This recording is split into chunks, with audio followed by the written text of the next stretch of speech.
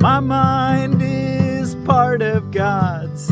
I am very holy. My mind is part of God's. I am very holy. My mind is part of God's. I am very holy. My mind is part of God's. I am very holy. And so is your mind. My mind is part of God's. I am very holy. Your mind is part of God's. You are very holy. My mind is part of God's. I am very holy. My mind is part of God's. I am very holy. We are very holy as we are part of the one being. Okay. Thank you all so much for joining me today in studying A Course in Miracles workbook for students. I'm Miracle Willie, forgiveness teacher from the Ozarks, and we're ready for lesson 35 in the 1992 version of Foundation for Inner Peace, Course in Miracles, here on Sunday, February the 4th of 2024. My mind is part of God's. I am very holy. And I think we'll come back and read the lesson here in just a few minutes. Let's go look in our text reading first. And let's read through it. And I'll say just a few things. I won't have time to say much, though.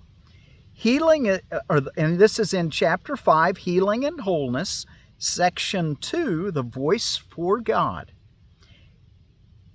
Healing is not creating, it is reparation. The Holy Spirit promotes healing by looking beyond it to what the children of God were before healing was needed and will be when they have been healed. This alteration of the time sequence should be quite familiar because it is very similar to the shift in the perception of time that the miracle induces. The Holy Spirit is the motivation for miracle-mindedness, the decision to heal the separation by letting it go. Your will is still in you because God placed it in your mind. Although you can keep it asleep, you cannot obliterate it. That's nice to know. God Himself keeps your will alive by transmitting it from His mind to yours as long as there is time. The miracle itself is a reflection of this union of will between Father and Son. The miracle itself is a reflection of this union of will between Father and Son. Paragraph 2. The Holy Spirit is the Spirit of joy. The Holy Spirit is the Spirit of joy. We heard it was the universal inspiration. Now we're hearing it's the Spirit of joy. He is the call to return with which God blessed the minds of His separated sons. This is the vocation of the mind, to call the separated sons to return. The mind had no calling until the separation, because before that it had only being, and would not have understood the call to right thinking. The word call is capitalized there. The Holy Spirit is God's capitalized answer to the separation. The Holy Spirit is God's answer to the separation, the means by which the atonement heals until the whole mind returns to creating. And atonement was also capitalized. You may have to go back. I may not say all the capitalized portions. Paragraph 3. The principle of atonement and the separation began at the same time. When the ego was made, God placed in the mind the call to joy. This call is so strong that the ego always dissolves at its sound. That is why you must choose to hear one of two voices within you. One you made yourself, and that one is not of God, and it's not the voice for joy. But the other is given you by God, who asks you only to listen to it. The Holy Spirit is in you in a very literal sense. His is the voice that calls you back to where you were before and will be again. It is possible, even in this world, to hear only that voice and no other. It is possible, even in this world, to hear only that voice and no other. It takes effort and great willingness to learn. It is the final lesson that I learned, says Jesus. And God's sons are as equal as learners as they are as sons. So he said, my final lesson, and you can let it be your final lesson. You are the kingdom of heaven, but you have let the belief in darkness enter your mind, and so you need a new light. You are the kingdom of heaven, starts paragraph 4. But you have let the belief in darkness enter your mind, and so you need a new light. The Holy Spirit is the radiance that you must let banish the idea of darkness. His is the glory before which dissociation falls away, and the kingdom of heaven breaks through into its own. Before the separation, you did not need guidance. You knew as you will know again, but as you do not know now. 5. God does not guide, because he can share only perfect knowledge. Guidance is evaluative, because it implies there is a right way and also a wrong way, one to be chosen and the other to be avoided. By choosing one, you give up the other. The choice for the Holy Spirit is the choice for God. God is not in you in a literal sense. You are part of him. When you chose to leave him, he gave you a voice to speak for him, because he could no longer share his knowledge with you without hindrance. Direct communication was broken because you had made another voice. Paragraph 6. The Holy Spirit calls you both to remember and to forget. So the Holy Spirit is the voice for God. You have chosen to be in a state of opposition in which opposites are possible. As a result, there are choices you must make. In the holy state, the will is free, so that its creative power is unlimited and choice is meaningless. Freedom to choose is the same power as freedom to create, but its application is different. Choosing depends on a split mind. The Holy Spirit is one way of choosing. God did not leave his children comfortless, even though they chose to leave him. The voice they put in their minds was not the voice for his will, for which the Holy Spirit speaks. 7. The voice of the Holy Spirit does not command, because it is incapable of arrogance. It does not demand, because it does not seek control. It does not overcome, because it does not attack. It merely reminds. The voice of the Holy Spirit doesn't force anything, it just reminds. It is compelling only because of what it reminds you of. It brings to your mind the other way, remaining quiet even in the midst of the turmoil you may make. It remains quiet even in the midst of the turmoil you may make. The voice for God is always quiet because it speaks of peace. The voice for God is always quiet because it speaks of peace. Peace is stronger than war because it heals. War is division, not increase. No one gains from strife. What profiteth it a man if he gain the whole world and lose his own soul? There he's saying something that was recorded that Jesus had said back in Mark chapter 8, verse 36, and in Matthew chapter 16, verse 26. What profiteth it a man if he gain the whole world and lose his own soul? If you listen to the wrong voice, you have lost sight of your soul. You cannot lose it, but you cannot know it. It is therefore, in quotes, lost to you until you choose right. 8. The Holy Spirit is your guide in choosing. He is in the part of your mind that always speaks for the right choice, because He speaks for God. He is your remaining communication with God, which you can interrupt but cannot destroy. The Holy Spirit is the way in which God's will is done on earth as it is in heaven.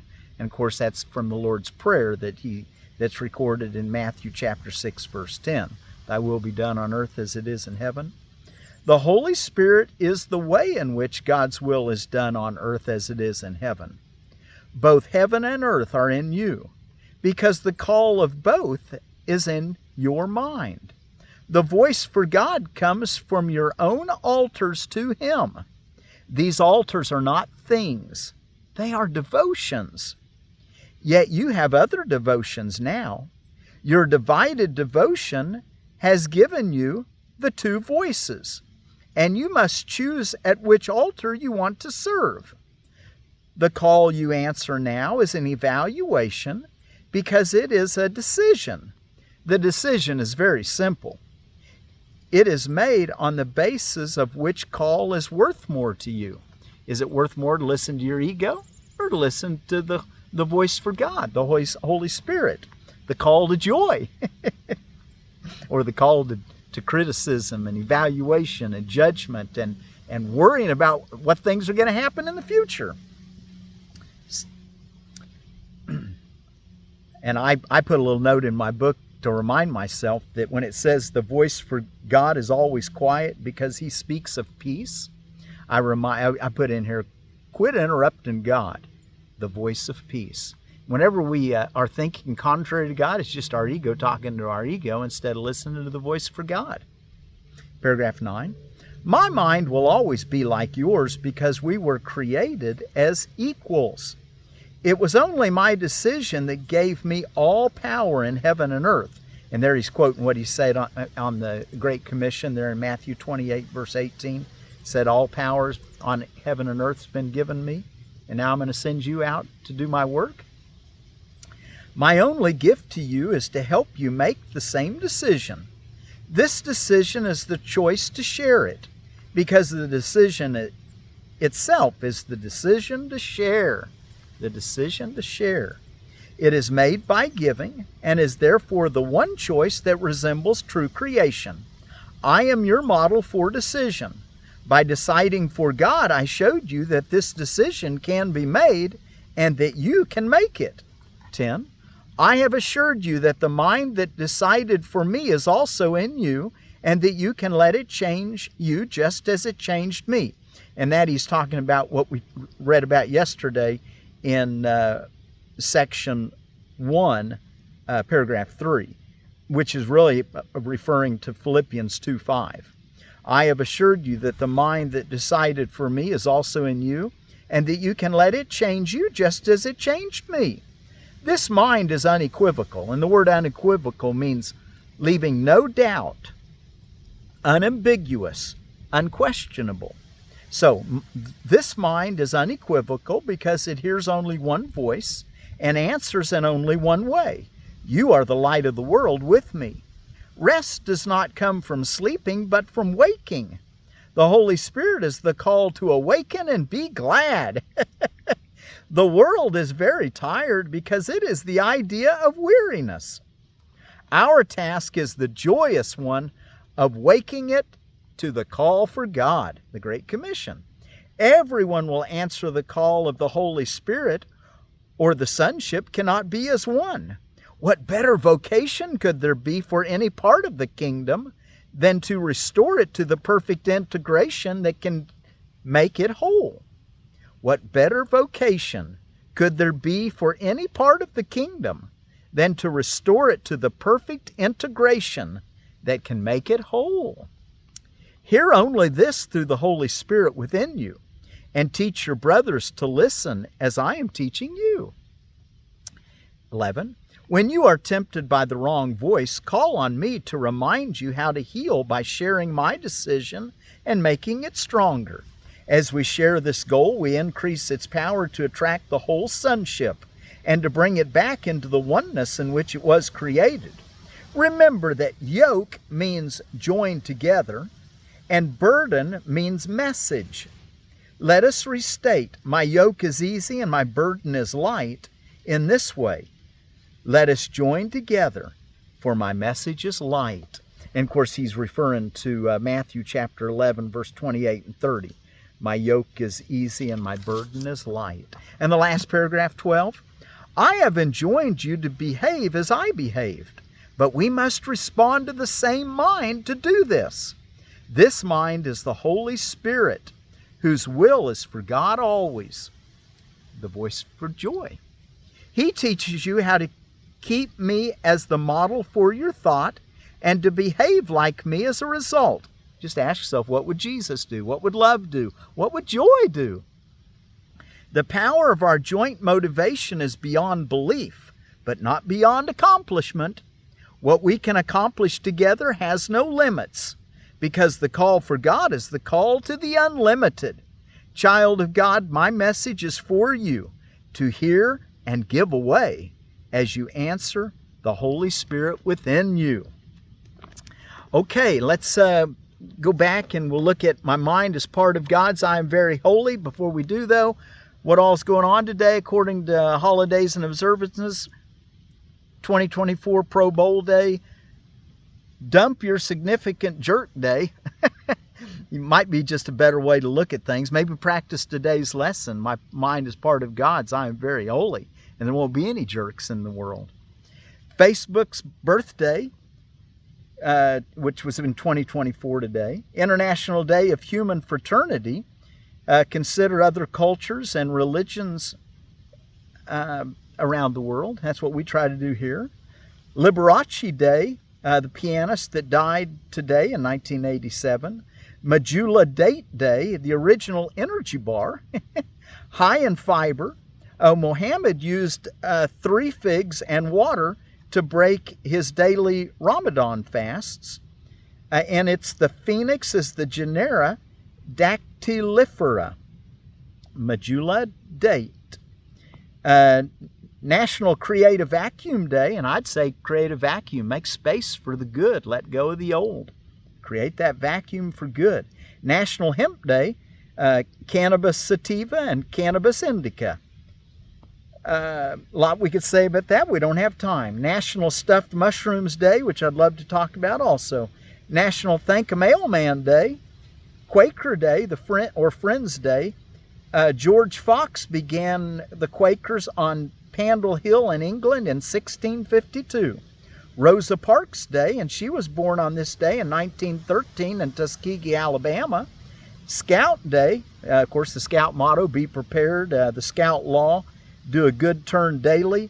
And a Scout is trustworthy, loyal, helpful, friendly, courteous, kind, obedient, cheerful, thrifty, brave, clean, and reverent. I was a Scout when I was a kid, and I loved it. Super Bowl Sunday, Super Chicken Wing Day, Torture Abolition Day. That ought to be all the time, everywhere. USO Day, United States Organization, started in 1941. World Cancer Day, and I might just mention that forgiveness is the cure to all diseases. We want to learn to think like God, and when we don't, let it go and think like God. A couple good things you can think about in that would be in Text 4, Section 4, and in Manual for Teachers 5, Section 2, the acceptance of sickness as a decision of the mind for a purpose it would use the body is the basis of healing. Catch that idea. Figure that's in Manual for Teachers 5.2. The acceptance of sickness as a decision of the mind. Remember, the mind's the cause, always, whenever you don't think according to God's will. And therefore we use forgiveness to return to that. Okay, and then in our edible landscaping what is our next blueberry? It's the O'Neill Southern Highbush Blueberry, Vaccinium species cross. The O'Neill Southern Highbush Blueberry, large fruit, is considered the best tasting of the Southern Highbush varieties. Flavor will not deteriorate under hot weather conditions. Fruit size is very large and attractive. Plant height around 6 foot and well proportioned. O'Neill plants have great ornamental fall colors of orange and wine, widely grown in North Carolina and even South America. Space 5-foot circles, introduced from North Carolina. Berries sweeten early. Natives need 500 to 600 chill hours.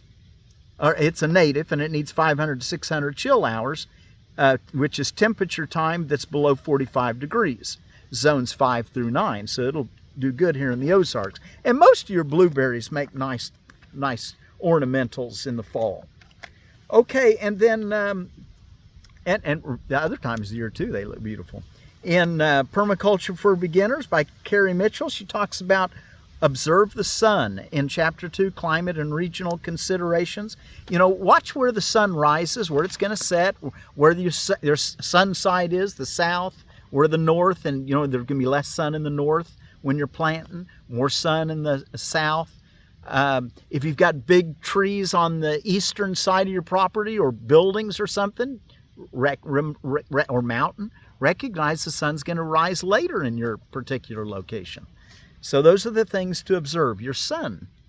And I think that is probably about everything. Now let's go read our lesson. And we had a lot to read in our text. So, my mind is part of God's. I am very holy.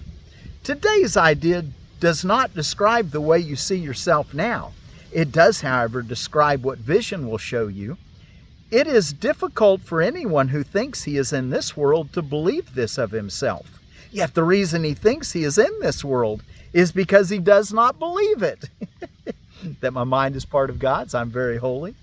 You will believe that you are part of where you think you are. That is because you surround yourself with the environment you want. And you want it to protect the image of yourself that you have made. The image is part of this environment. What you see while you believe you are in it is seen through the eyes of the image. This is not vision. Images do not see or cannot see. The idea for today presents a very different view of yourself. By establishing your source, capital source, it establishes your identity, capital I for identity, and it describes you as you must really be in truth. We will use a somewhat different kind of application for today's idea because the emphasis for today is on the perceiver rather than on what he perceives. For each of the 3 5-minute practice periods today, begin by repeating today's idea to yourself and then close your eyes and search your mind for various kinds of descriptive terms in which you see yourself.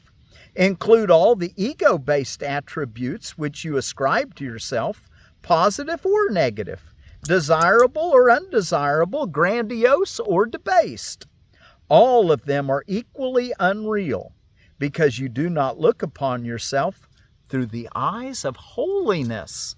Holiness. Wholeness, purity, beauty, perfection, the oneness of God. My mind is part of God's. I am very holy. In the earlier part of the mind-searching period, you will probably emphasize what you consider to be the more negative aspects of your perception of yourself. Toward the latter part of the exercise period, however, more self-inflating descriptive terms may well cross your mind. Try to recognize that the direction of your fantasies about yourself does not matter. Illusions have no direction in reality. They are merely not true. A suitable unselected list for applying the idea for today might be as follows. I see myself as imposed on. I see myself as depressed. I see myself as failing. I see myself as endangered. I see myself as helpless. I see myself as victorious. I see myself as losing out. I see myself as charitable. I see myself as virtuous. And of course, as you're actually doing the mind searching, after you've said each of those that you've brought up, always include it with, but my mind is part of God's, I'm very holy. He's going to explain that. I just wanted to make sure we had that clear. You should not think of these terms in an abstract way. They will occur to you as various situations, personalities, and events in which you figure cross your mind. Pick up any specific situation that occurs to you, identify the descriptive term or terms you feel are applicable to your reactions to that situation, and use them in applying today's idea. After you have named each one, add, but my mind is part of God's. I am very holy. During the longer exercise periods, there will probably be intervals in which nothing specific occurs to you. Do not strain to think up specific things to fill the interval, but merely relax and repeat today's idea slowly until something occurs to you. Although nothing that does occur should be omitted from the exercises, nothing should be dug out with effort. Neither force nor discrimination should be used. As often as possible during the day, pick up a specific attribute or attributes you are ascribing to yourself at the time and apply the idea for today to them, adding the idea in the form stated above to each of them. If nothing particular occurs to you, merely repeat the idea to yourself with closed eyes if possible. So throughout the day, aim for maybe every hour. You don't even have to, he's just saying just kind of think about it through the day. He's not really telling you a time frame. But throughout the day, tell yourself, my mind is part of God's, I'm very holy, and be sure to ascribe, I see myself as. And we'll do one short meditation here. And we're not going to have time to do 5 minutes, but we'll do just a minute or two, and then you can turn off the tape and sit in the silence. Maybe reread it again. We read a lot there, a lot we learned. My mind is part of God's. I am very holy. My mind is part of God's. I am very holy. I see myself as, you fill in the blank. But my mind is part of God's. I am very holy. Do it again. I see myself as, but my mind is part of God's. I am very holy. I see myself as imposed upon, maybe. But my mind is part of God's. I am very holy. Whatever the quality is. I see myself as, but my mind is part of God's. I am very holy. I see myself as, but my mind is part of God's. I am very holy. I see myself as, but my mind is part of God's. I am very holy. One more time. I see myself as,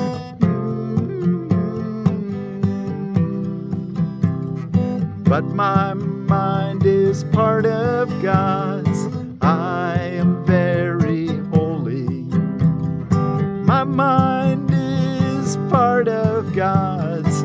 I am very holy. My mind is part of God's. I am very holy. My mind is part of God's. I am very holy. And our word in Aramaic again, it's also Shlomo as well as Shlama. So we'll go Shlomo today, which is spoken in Jordan, Kuwait, Turkey, Lebanon, Israel, Iraq, Iran. So my mind is part of God's. I am very holy. Shlomo or Shlama. Shlomo.